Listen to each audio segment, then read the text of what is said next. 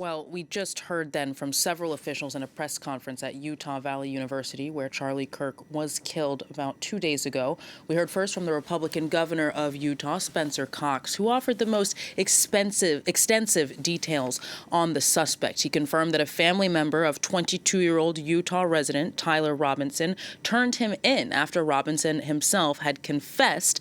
As for a motive, the governor said that Robinson had become more political over the years, and that he also told those close to him that Charlie Kirk was full of hate.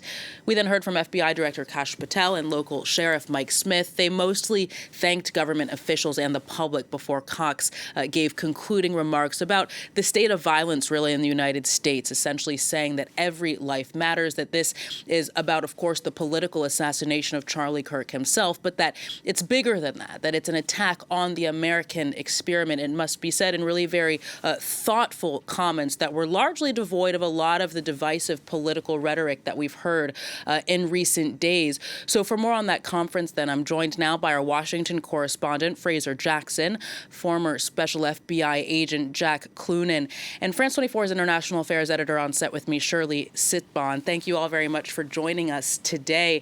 So Fraser, we'll start with you. I mean, we heard from three people, including the governor of Utah, the director of the FBI. Again, quite remarkable to see that there wasn't much political rhetoric there. What do you think were the main takeaways from their remarks?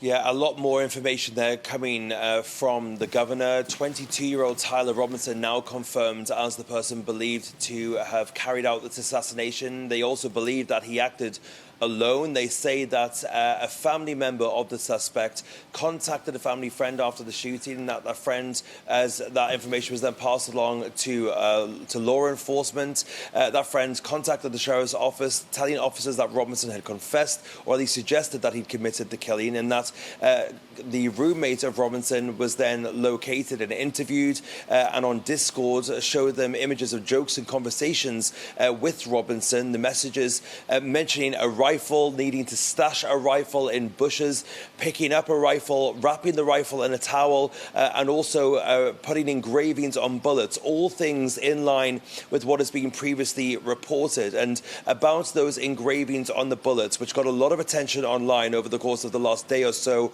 they confirmed that there were the reports of the engravings on the bullets, and they said that there were engravings on the unfired ammunition also in there. One of them said, "Hey, fascist, catch." Another that said, "Bella Ciao," that probably referring to a song on the Netflix TV show La Casa de Papel, which is, this song is effectively an Italian folk song, which has been used as an anthem for the anti-fascist resistance in Italy and also elsewhere.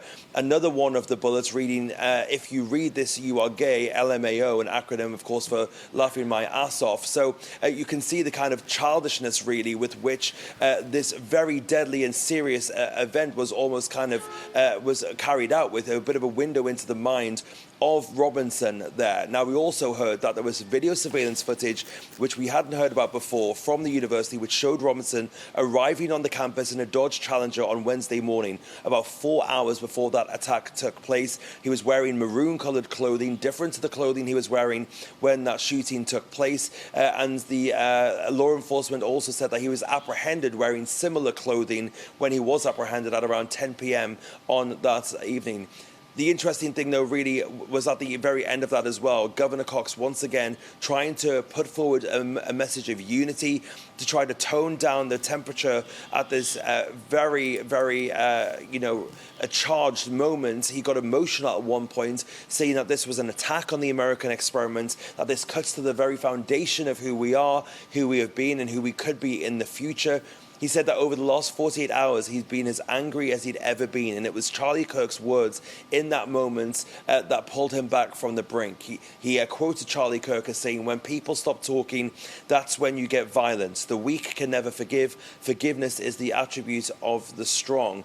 Now, he basically ended that speech with a plea to the youth, the people who listened to Charlie Kirk the most. He says, "Your generation have an opportunity to build something that we're more than what we're building right now. At some point, we have to find an off-ramp. Otherwise, it's going to get much, much worse."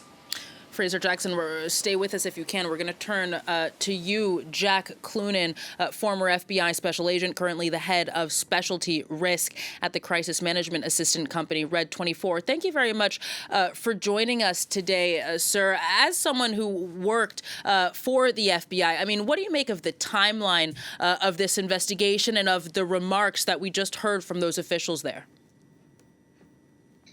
Well, just looking at this from a purely investigative standpoint, I think that we've been through investigations like this previously. I think what you heard today was pretty much straight protocol. We use technology to our advantage. I think Director Patel alluded to the fact that there were 11,000 leads. Now, you could get overwhelmed by technology. I think the most important thing, the most critical thing that happened in the last 48 hours was the release of the photograph. Once that photograph went out, I think it was only a matter of time before the suspect would have been identified. Set aside all the other leads that are going to come in, this was the most critical thing. So again, I don't think this is particularly unusual. The fact that the videos were exploited, it's commonplace today. And I just want to emphasize how important the public is. Once that photograph went out, as I said a moment ago, it was only a matter of time before somebody would have come forward, whether it's been the roommate, in this case, the parents. Now, you can imagine how the parents must have felt having to make the decision to turn this young man, their son, over to the authorities, knowing full well that in the state of Utah, he's going to face the death penalty. So that is obviously a very difficult decision. But I'm glad that the manhunt is over. As long as the suspect was at large, there's always a risk to the public. When you get to the 48-hour timeline in an investigation and a murder inquiry like this is critical.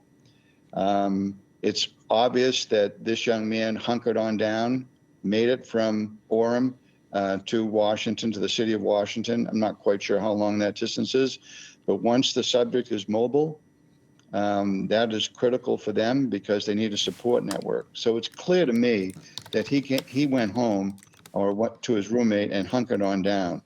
The information that was disclosed on Discord is obviously critical to the prosecution. We've got all kinds of evidence, whether it's from the gun, fingerprints on the gun, hair fibers on the gun, footprint, all of those things will coalesce into the investigation. I suspect that what will happen going forward now is that this young man will likely plead guilty. Now, he'll get represented by counsel if he has the wherewithal to do it. If he doesn't, then he'll have a public defender, and the public defender will try to negotiate a deal with the state of Utah. So I think for all intents and purposes, the investigation going forward will center on the fact as to whether or not he, one, acted alone, whether he received any assistance whatsoever. And then I think the legal process will take hold. We did hear in the question and answer session, Jack, that at least for now, authorities do indeed believe that he acted alone. Now, to continue on this moving forward, I mean, it must be said that I think the remarks that we heard from those three officials were largely devoid of any kind of political suggestions. They were really aimed at uniting the public, being as factual and procedural as possible, as you said. But this is still a very public and politically charged case, independent of what we heard from the president, of what we heard from those officials. What do you think are some of the challenges that are going to come with that? Well, there's no question that in today's environment in the States, the discourse in politics is very, very difficult to describe. It's really, really difficult. Now, I'm certain that the governor, the Director Patel, and the sheriff were really concentrating on trying to tamp down the possibility of revenge. It's evident that Charlie Kirk had a huge following, and his following has been very important on college campuses. And we always worry about copycat incidents, and we always worry about retaliation. There's a lot of vitriol in the states right now. And I think as a governor, as Director Patel and as law enforcement, they're the ones who have to respond to incidents like this. They don't want it to happen. Now, how do we eliminate that with our ubiquitous use of cell phones, our ubiquitous use of social networking? People vent their spleen all the time, and you can be self-radicalized. Look at this young man. We always consider radicalization as something to do with the Middle East, something to do with Islam, and so on. This is a man, allegedly, who became more political. What does that mean? It means he was operating in an echo chamber where everything that he heard made him take this particular step. How do you go from somebody who's interested in politics to somebody who wants to take somebody's life? That is a huge leap. He was probably inculcated on this, listened to things for a long period of time that stoked his anger. To go to a setting like this, to take a bolt-action rifle with a scope, to fire at 200 yards under conditions such as they were, just think about that for a moment. Think about the level of commitment. Think about the depravity. Law enforcement, as I said a moment ago, has to respond to these things. So how do we prevent them? And I think that's what the governor was trying to get at. There's way too much political violence in this country. There's way too much hatred directed at opposite politicians and political views. This young man etched something on bullets, as your reporter indicated, and gave an explanation as to what that was. What does that say about a 22-year-old? How did he get that hatred? Those are the unknowns. Those are the things that we can't prevent, but we have to try to be better at it. And I think that's what the governor was getting at. Jack, thank you so much for your remarks. I do want to give some space to our international affairs editor, Shirley Sitbon, to conclude with just under a minute left. Shirley, what do you think are some of the major takeaways then from that conference? Well, that's exactly what we've heard throughout this debrief. The fact that there is such an extreme, opposition in America, such violent rhetoric that sometimes when people live this way and are basically in their bubble, this basically bursts sometimes. And rarely, but it gets to this extreme situation. And that happens across the world, in Europe as well. But we don't have as many weapons. We don't have as many ways and means to get to this extreme political violence. And that's something that's such a problem in America, a huge tragedy, which everyone will try to tackle now to change the course of history.